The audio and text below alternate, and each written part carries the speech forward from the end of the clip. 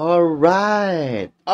So, nandito na naman tayo, mga kababayan. Master Judea nagbabalik para sa isa na naman na topic natin. At this time, mga kababayan, ang pag-uusapan natin, ayan, nakikita nyo sa screen, karma is real? Ha? Dahil isang dating PNP chief, binanatan ang Quadcom, mga kababayan. Dahil sa pambabastos, pambabalahura, at panghahamak nila sa isa nating magiting na men in uniform. Parang baliktad na dito sa Pilipinas. Ayaw nila ng matino, mga kababayan. So naalala nyo pa, noong nakaraang araw, yung topic natin ay regarding sa pagbabastos, pamamahiya, at panghahamak nila kay Colonel Grijaldo. So, sa puntong ito, mga kababayan, parang nahanap na ni Barbers yung gusto niyang mangyari. Dahil ang sabi niya doon, tawagin mo yung mga kakampi mo. Dito kayo magyabang. Yun po ang sabi ni Barbers, hindi ho ba? At ngayon, may pumalag na, mga kababayan. Sa katauhan yan, ng dating PNP chief, na walang iba, kundi yung dating PNP chief, alam ko kilala nyo to, mga kababayan. PNP chief Leonard Carlos. Pero bago po natin puntahan, itong open letter or statement ni dating PNP chief Carlos, abay may papakita po muna ako sa inyo na video na hindi po ito inilalabas ng mainstream media. Ang inilalabas lang po ng mainstream media ay yung papabor sa mga amo nila. Hindi ko naman sila masisisi kasi baka naambo na sila or baka takot lang sila. Pero nawawala na kasi yung essence ng dapat yung purpose nila, yung adhikain nila at yung trabaho nila bilang isang media. Dapat tagapagtanggol ng mamamayan, tagapagsalita ng mamamayan dapat ang mga media. Ngayon parang vlogger na ang tagapagsalita ng sambayan ng Pilipino. Pero ganun pa man, mga kababayan, ay panoorin po muna natin ito.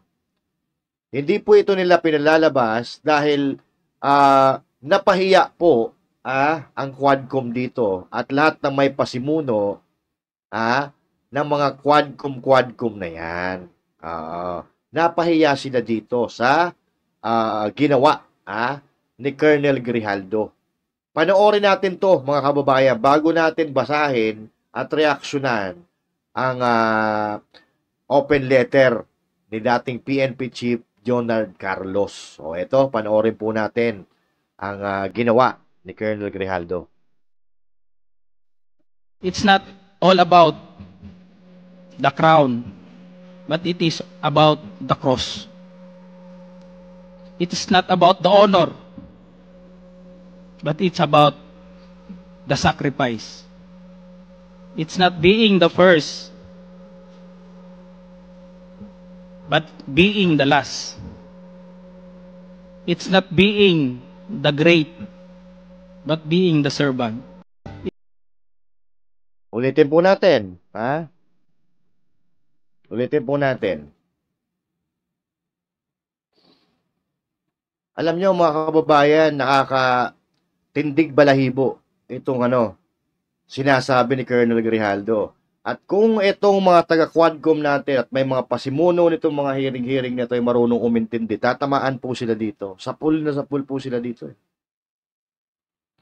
It's not all about the crown, but it is about the cross. It is not about the honor, but it's about the sacrifice. It's not being the first, but being the last. It's not being the great, but being the servant. Yun. Eto, mga kababayan, Ang tunay na servant of the people. Isa-isahin natin. Isa-isahin po natin yung sinasabi niya dito. Ito ang ramdam mo talaga dito, yung paninindigan. Ha? Hanggang ngayon, hindi pa rin bumibitaw sa kanyang paninindigan si Colonel Grijaldo. Talagang pinaninindigan niya yung kanyang sinabi. Ha? Yung kanyang sinumpaang salaysay doon sa Senado, pinaninindigan niya mga kababayan. Isa-isahin natin. It's not all about the crown, but it is about the cross. Yan. It is not about the crown.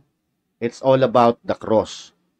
Ha? Hindi ito para lang sa tagumpay, mga kababayan. Ang pinag-uusapan dito, hindi importante ang tagumpay. Ang importante yung pinagdaanan mo at yung natutunan mo. 'Di ba? Hindi katulad ng pag-aaral. Hindi importante kung saan ka nag-aral, public, private o kung saan paaralan man 'yan. Ang importante kung ano ang natutunan mo. Ganon ang ibig sabihin ni Colonel Grijaldo. It's not about the crown. It's about the cross. It's not about the crown, but it's about the cross. Kung ano yung pinagdaanan mo, kung ano yung natutunan mo. Yun ang importante. It is not about the honor, but it's about the sacrifice. Yan. So, yung sakripisyo mo, mas matindi ang sakripisyo mo kaysa sa karangalan. Yung karangalan comes in the end yan eh. Pero ang pinaka-importante dyan, kung papaano mo nakamit yung parangal na yon, mga kababayan. Kung papaano mo siya trinabaho. Ganon ang sinasabi ni Colonel Grijaldo. It's not being the first, but being the last. Ano mo, mangyak-ngyak pa si Colonel Grijaldo eh. It's not being the first, but being the last. Kung ibig sabihin, mapagpasensya siya dito, mga kababayan. Mapagpasensya ka. Hindi mo kailangang makipag-unahan. Ang importante, yung makarating ka sa dapat mong patunguhan. It's not being the great, but being the servant. Yan. It's not being the great, but being the servant. Hindi importante na ikaw ang pinakamagaling. Pero napatunayan mo na ikaw ay hindi importante na ikaw ang pinakamagaling. Ang pinaka-importante kung papaano ka nagsilbi. Sapul na sapul ah. Yun mga kababayan, tagus na tagus sa puso. Siguro matagal na pinag-aralan to ni Colonel Grijaldo eh. Pero mga kababayan, I am teary-eyed right now dahil dito. Uulitin ko pa po ng isang beses.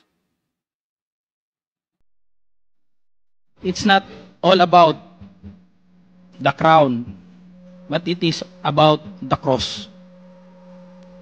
It is not about the honor, but it's about the sacrifice. It's not being the first, but being the last. It's not being the great, but being the servant. Ayun. Alright? So mga kababayan, hindi man eksakto yung binigay ko sa inyong kahulugan. But the fact of the matter is that, nandun po eh. Matindi ito, mga kababayan. Kung matatalino at marunong mag-analyze itong nakikinig sa kanya ng mga quadcom, sapul na sapul po sila dito. Ito po yung hindi pinalabas ng mainstream media. Pinalalabas lang nila yung mga pagbibida-bida ng mga congressman. Pero sumasaludo po kami sa inyo, Colonel Grijaldo. Hanggang sa ngayon, pinaninindigan nyo pa rin po ang inyong prinsipyo at katapatan para sa bayan. Alam mo, Colonel, konting tiis lang. Dahil hindi naman mananaig ang kasamaan kontra sa katotohanan eh. Darating ang tamang panahon at magbabayad po ang may kasalanan at ang inapi ay gagantimpalaan. Ikaw po yun, sir. gagantimpalaan ka ng Diyos sa pagiging matapat at magiting mong pulis. Kami po, sumasaludo po kami sa inyo, dalawang kamay, sa pagtayo ninyo sa inyong prinsipyo.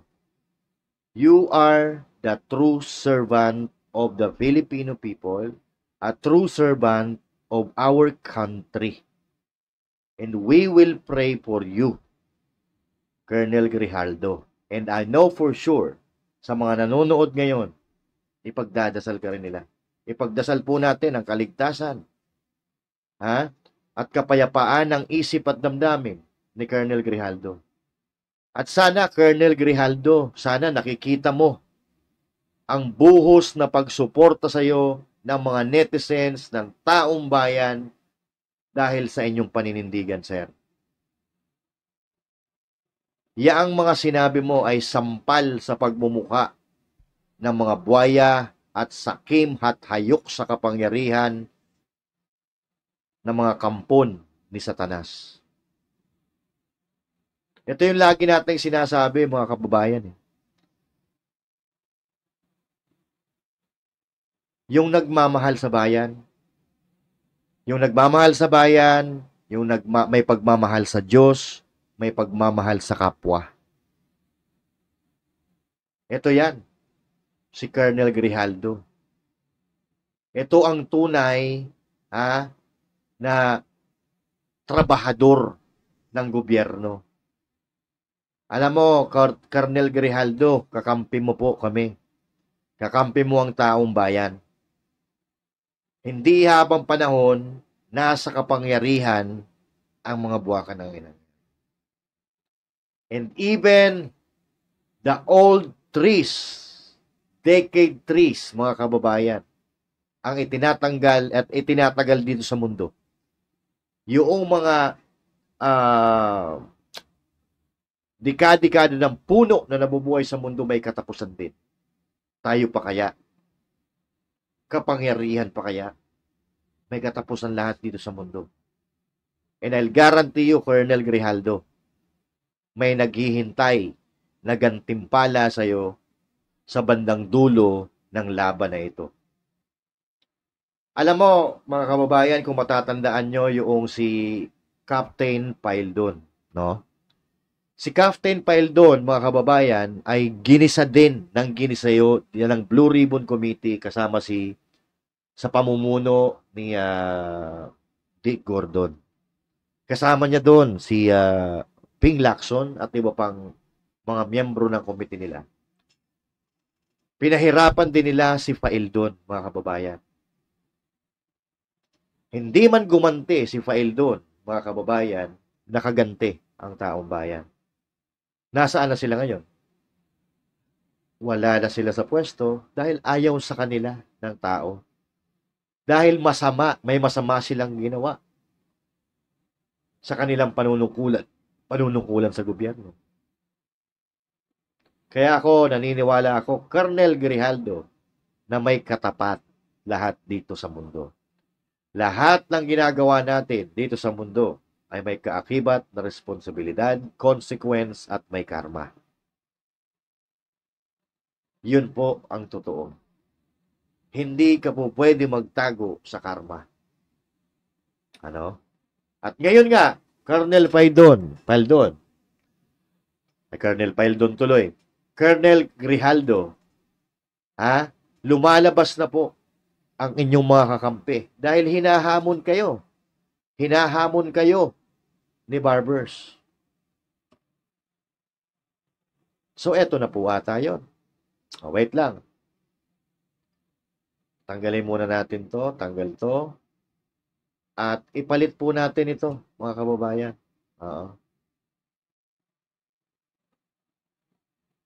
Dating PNP Chief, Leonard Carlos, ay nagpaabot, mga kababayan, ng matinding babala at paghamon sa Quadcom. Kilala nyo ba to? Kilala nyo si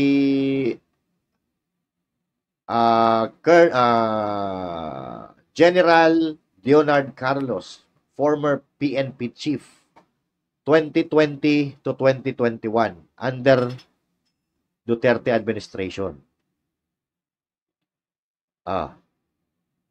Siya po yun, mga kababayan. 2020, 2021. Bago po sila Bato de la Rosa. Tsaka si yung si Sinas. So ito po, basahin po natin mga kababayan ang kanyang sinabi dito. Ang sabi niya, karma is real. There will be always time for reckoning. Leonardo Carlos, former PNP chief. Basahin natin ang buo.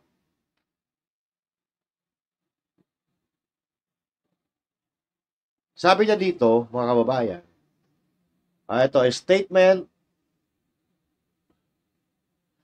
Statement of former PNP Chief Leonard Carlos.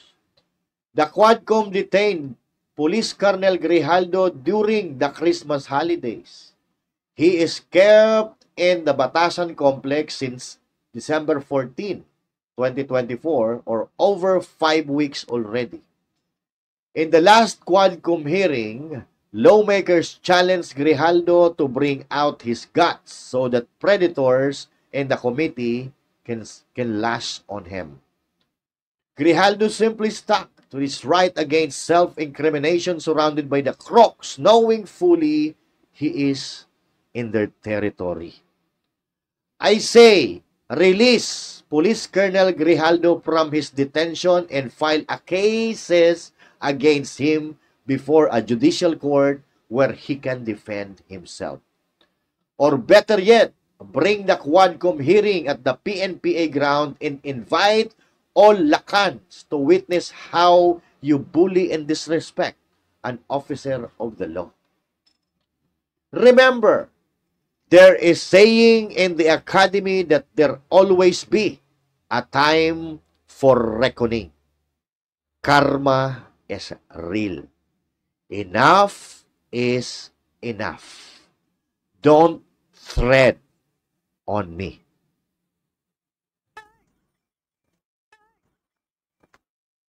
Galit po siya. Galit siya, mga kababayan. At hinahamon niya ang Quadcom na dalhin ang hearing doon sa PNPA ground at ipakita nila ang kanilang kabastusan sa mga Lacans at miyembro ng PNPA. Kaya nila yon?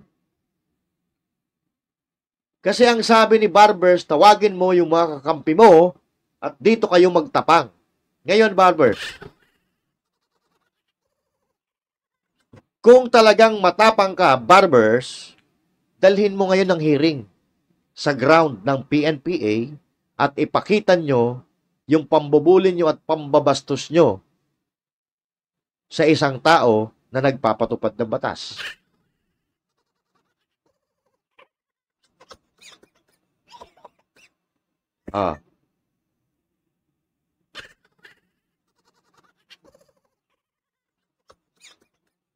So, ano na ang gagawin natin ngayon?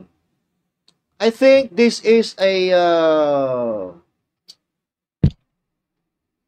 ano ba tawag dito? Ito ay warning ni former PNP Chief Leonard Carlos.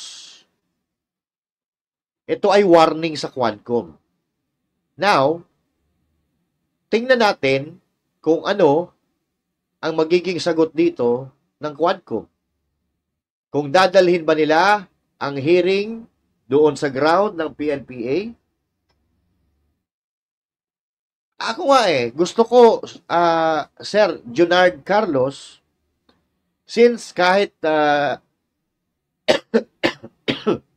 I don't know kung active pa ito si Colonel Leonard Carlos. Wait lang. Leonard.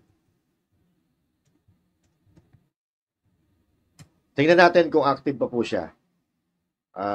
PNP Chief Leonard Carlos. Okay? Retired na ata to. Guillermo Elazar, Vicente Andrao, Office May 9, 2021. Baka retired na po ito. Oo. Service years. Yan. Retired na po siya. Police General. Ayan, nakikita ko. Ayan. Pakita ko po sa inyo. Ha? Wag na. I-google nyo na lang. Ayan po, service years. 1988 to 2002. Nag-retire po pala siya ng 2002 under sa administration ni Pangulong Duterte. Okay? Ay, ang dami pala ng ano nito. Ay, ang dami ng ano. Ang dami ng achievements nito ni General Carlos. Oo.